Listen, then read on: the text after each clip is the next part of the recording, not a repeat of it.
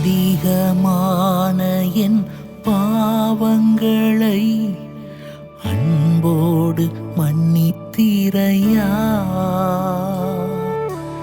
அதிகமான என் பாவங்களை அன்போடு மன்னித்தீரையா.